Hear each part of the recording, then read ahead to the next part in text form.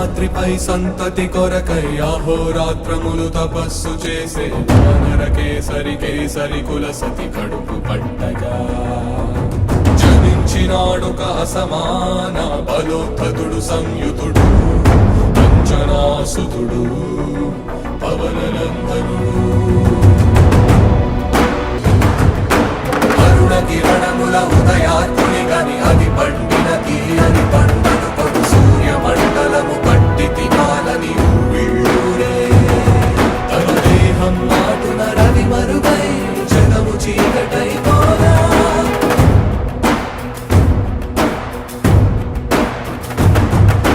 అది అమరేంద్రుడు గమనించి తన ఐరావతమధిరోహించి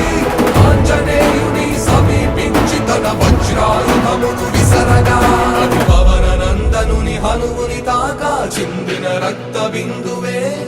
విద్యుద్వేగంతో ధరణి స్థలి వంగ కడలిలో చచ్చి